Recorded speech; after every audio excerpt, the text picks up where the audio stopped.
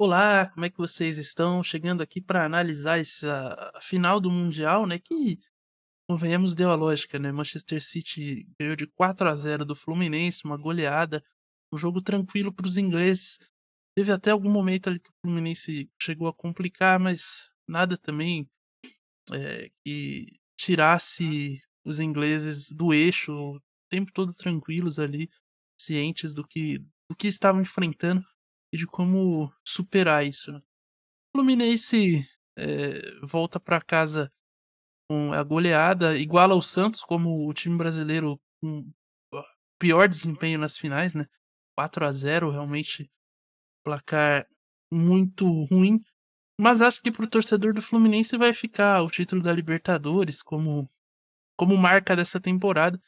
Para os rivais, obviamente, né, eles vão sempre lembrar desse 4-0 aí, vão tentar gastar, como gostam de dizer os cariocas, os tricolores, mas acho que nada vai tirar o brilho da conquista da Libertadores. Mas falando do jogo agora, né? De cara o Manchester City abre o placar com o Julian Alvarez depois da bela finalização do Ake, que bate na trave ali, acho que o Fábio chega a tocar na bola. E o Julian Alvarez de peito faz o primeiro gol. Um gol que impossibilitou que a gente tivesse uma resposta aí que vinha sendo muito debatida nos programas esportivos aí nos últimos dias, né? Nos pré-jogos e tudo mais, que era qual seria a postura do Fluminense diante do Manchester City, né? Qual que seria a postura do Fluminense para esse jogo? Se ele ia ser um time mais defensivo, se ele ia jogar como Fluminense, o que, que ele ia fazer? O fato é que o gol logo cedo muda completamente a história da partida do Fluminense. É meio que obrigado a ser Fluminense. E, e aí, é foda, mas respondeu também uma outra pergunta, né? E muita gente estava colocando nas costas do Fluminense e do Diniz esse jogo como a redenção do futebol brasileiro, sabe? Pelo estilo do Fernando Diniz.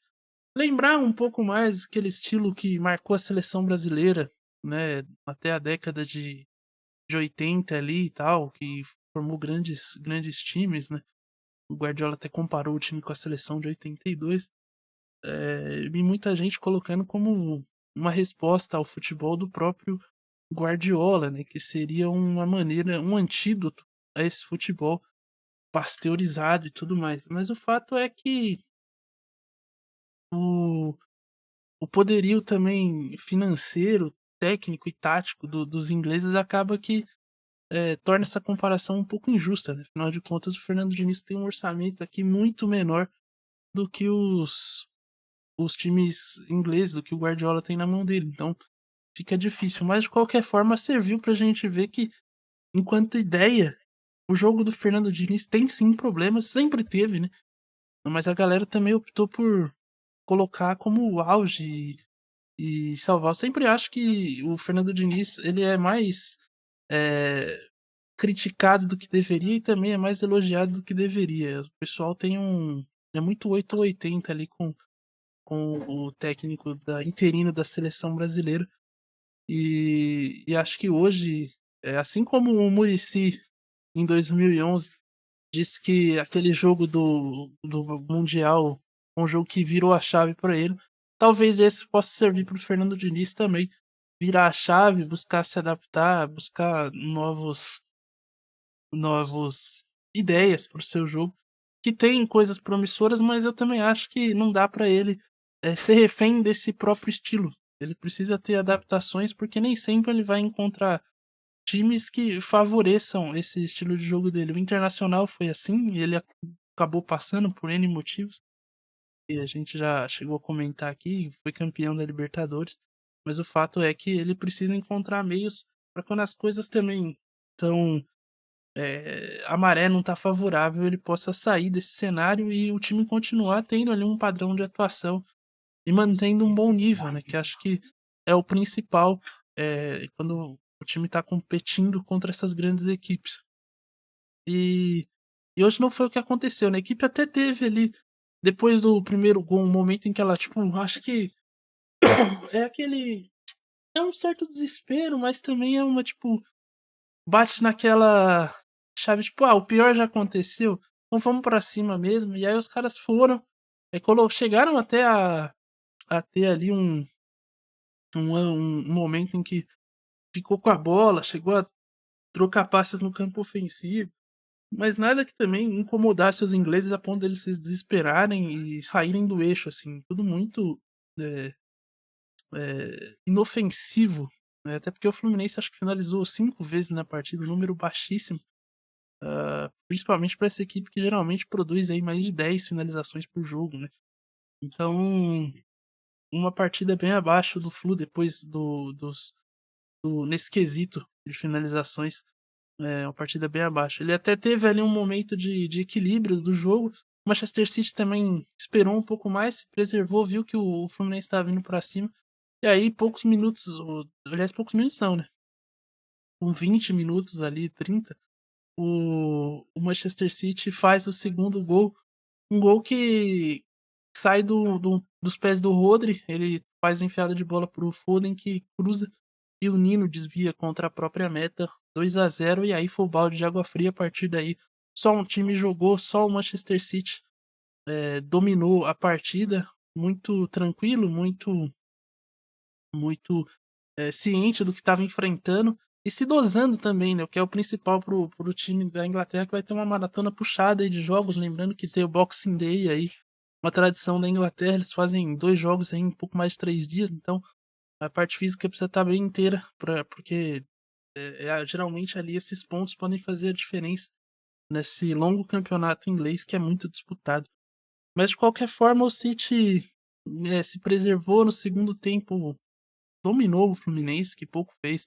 O Kenny já entrou na partida no intervalo, mas não alterou em nada o panorama, até porque não é tanto assim responsabilidade dele, né? Por mais que ele tenha vontade e tal, mas não vai ser ele quem vai pegar a bola da defesa, driblar todo mundo e fazer o gol, né? Porque, por mais que ele tenha estrela, não vai ser toda hora que ele vai fazer isso. E o Fluminense foi dominado. O Manchester City fez ainda o terceiro gol com o Phil Foden, belo passe do Julian Álvares. E o próprio Julian Álvares fechou a conta do caixão. Ele abriu e ele fechou também a conta. E o Manchester City goleou o Fluminense, que iguala o Santos aí como o brasileiro que mais sofreu em finais, né? Os dois perderam por 4-0. Olha a coincidência, os dois para Pep Guardiola, com o Ganso em campo também, né? Mais uma triste coincidência, mas, ou seja, o placar agregado do Ganso em mundiais aí é 8-0 contra, hein? Meu Deus. E tristeza, mas enfim.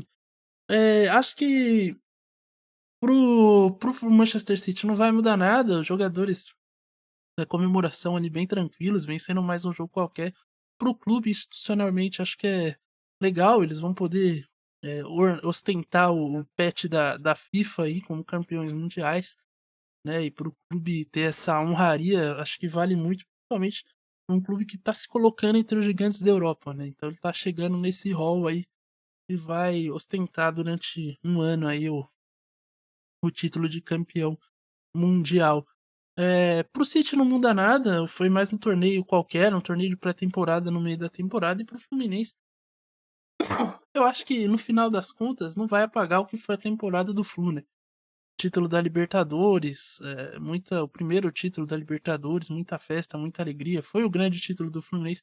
É óbvio que se ganha aqui, ao meu ver, superaria, porque tem toda essa história, toda essa narrativa, né, de você, um time, um orçamento muito inferior, ganhar do melhor time do mundo, do time que está dominando o futebol mundial, mas acho que se serve de consolo aí pro futebol, pro torcedor tricolor que nesse momento passou a imagem ali do pós-jogo, os caras não tava nem aí, tava comemorando.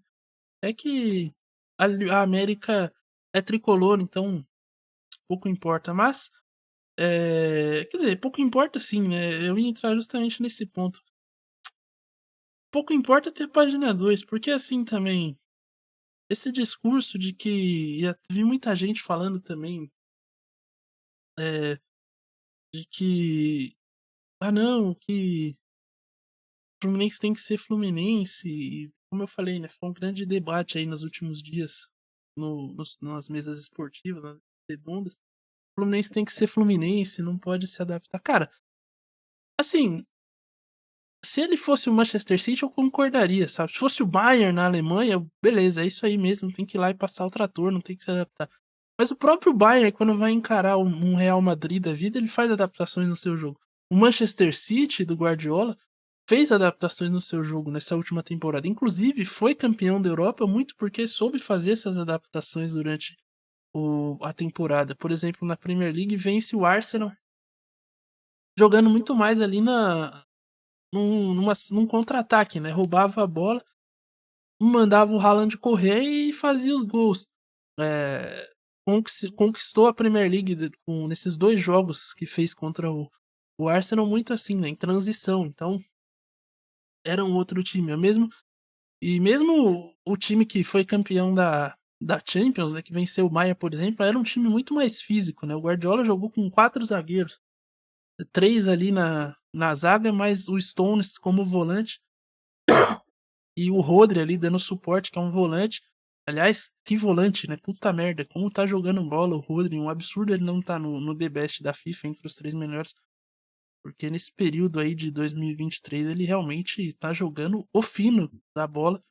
É muito inteligente, sabe ler os espaços, corre o campo inteiro, inacreditável, assim, como em termos de disposição física e de inteligência, como esse jogador é monstruoso, né? Impressionante. E o Rodri e o Manchester City se adaptou muitas vezes, foi um time mais físico. Se você olhar a carreira do Guardiola, os times dele, Barcelona tem uma característica. Quando ele vai para a Alemanha no Bayern, ele também refaz, ele usava pouco cruzamento no Barcelona, mas no Bayern ele tinha jogadores com uma estatura maior, forte fisicamente, o time dele cruzava a bola na área. Com o Haaland a mesma coisa no City, então assim, os times dele foram se alternando ao longo da carreira, ele foi se adaptando ao contexto, ao estilo ao lugar onde ele estava. E acho que o Diniz tem que começar a fazer isso também. Ele precisa ter essa perspicácia. Não é abrir mão daquilo que acredita. Mas futebol você tem que competir. Futebol, se você quiser ganhar e manter um alto nível, você vai precisar, em alguns momentos, não ser você, saca? Você vai precisar, às vezes, abrir mão, dar um chutão pra desafogar um pouco lá atrás, enfim, saber entender o jogo. Um dos grandes méritos do Vanderlei Luxemburgo no seu auge era justamente substituição, né? Saber entender o jogo ali, ter uma leitura de jogo e mexer no time, seja com os jogadores que estavam em campo, seja usando o banco de reservas. E o Diniz precisa começar a ter essa leitura de jogo. Não é fácil, não é uma parada que se adquire da noite pro dia, mas se ele quiser, por exemplo, uma eventual não vinda do Ancelotti aí, né, que é um grande mistério, e ele quiser se manter na seleção, ele vai ter que ter essa mudança. Inclusive, até pelos resultados que ele vem tendo na seleção, já era hora até também dele ter um pouco mais essa mudança de estilo, né? Mas enfim, quer dizer, adaptar o estilo dele, né? Embora eu não sei se ele vai fazer. Como eu falei, não sei se vão tirar alguma lição desse jogo. Acho que ele poderia. Eu já vi, como eu falei, vi muita gente colocando tudo nas costas dele. Não ia ser esse jogo que ia resolver o futebol brasileiro. Se ele vencesse hoje, seria muito legal, seria para ele principalmente, pro Fluminense, mas não ia ser isso que ia resolver todos os problemas do futebol brasileiro. O futebol brasileiro tem problemas que vão muito além do campo e bola. Aliás, o Brasil tem muitos problemas que vão muito a fundo e vão demorar muito tempo para ser solucionados. Então acho que é até injusto colocar todas essas costas, esse peso nas costas do Diniz, embora ele mesmo nas pré-eleições tenha colocado, né, falado de questão de desigualdade, enfim. Não ia ser a vitória do Fluminense que ia resolver todos esses problemas e ele precisa se passar, ter essa visão do próprio jogo, né? Ser mais autocrítico e não, tipo, sei lá, eu até usei essa expressão no Twitter de que o Fluminense é um time adolescente, né? Porque é um time que tem uma identidade, mas é muito um time muito rebelde ainda, sabe? Um time que, aliás, não acho que ele tem uma identidade, ele quer impor uma identidade ainda. Me parece muito isso às vezes, sabe? O Diniz é um cara que não parece que joga pra ganhar, ele joga pra provar um ponto. E aí, cara, muitas vezes vai acontecer o que aconteceu hoje, sabe? Seu time não vai competir, ele vai querer provar um ponto e você vai dançar. Então, acho que ele precisa ser menos teórico e mais prático nesse sentido. Mais menos utópico e algo mais pragmático ali em alguns momentos da partida. Porque esse estilo de jogo, até não sei se aqui eu citei a seleção de 82 que o Guardiola falou e tal, mas a gente tem que entender também que o futebol mudou e esse estilo precisa passar por adaptações. Ele não pode ser feito da mesma maneira que era. Apesar de que deu certo pro Fluminense em vários momentos da temporada, mas também ele encarou problemas. Eu falei, esse jogo do Internacional ele deveria ter sido olhado com mais cuidado. É, porque foi um jogo em que o Fluminense ficou por um fio. Aí o Cano e o John Kennedy, com muito mérito também coletivo, né, do time, conseguiram os gols e aí parece que deu tudo certo, mas foi por muito pouco mesmo que o Fluminense não caiu na semifinal. E, e agora toma essa porrada aí. Eu acho que o Fernando Diniz tem que rever algumas coisas. Quer dizer que agora tem que dar chutão toda hora? Não, e tanto que em alguns momentos, mesmo diante da pressão do City, o Fluminense conseguiu sair jogando, mostra que o estilo arriscado é maluco e dá frio na barriga no torcedor, mas de que vale a pena, sabe? A recompensa vale o risco. Ele consegue sair com espaço, os jogadores de frente já tem espaço para correr. O Arias, principalmente, que pra mim foi o melhor jogador do Fluminense, pelo menos o que mais tentou ali. Mas correu, buscou alguma coisa ofensivamente. E o.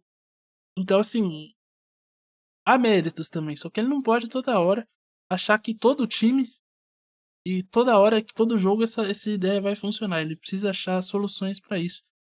Precisa encontrar variações para esse estilo de jogo aí, maluco dele. E assim, dá para ele fazer as duas coisas. Dá para ele provar o ponto dele,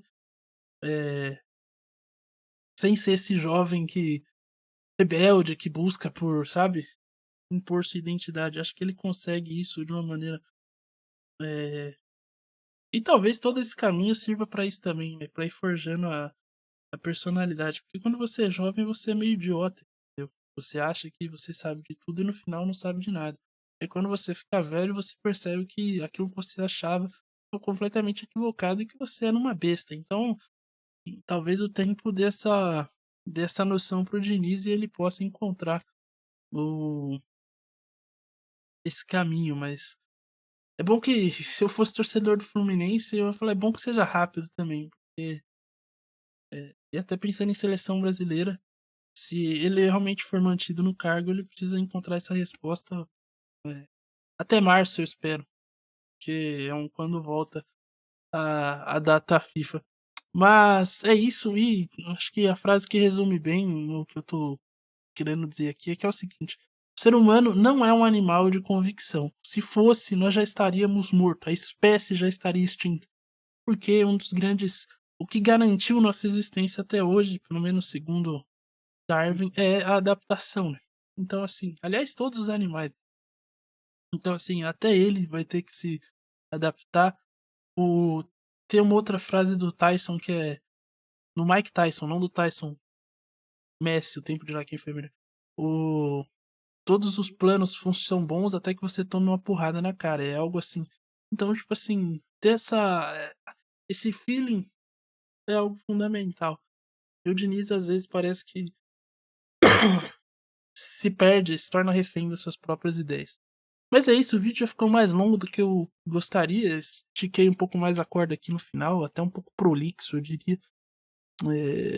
Mas é isso. Espero que você tenha gostado. Quero agradecer a todo mundo que assistiu a gente esse ano aí nas lives, nas transmissões. Ainda tem alguns vídeos aí para sair no canal, mas em termos de transmissões, programas ao vivo, a gente volta só no ano que vem no Shorts. Fique ligado aí também que deve ter. A gente vai estar aparecendo por aí eventualmente, tá bom? Mas é isso, valeu, falou e até a próxima.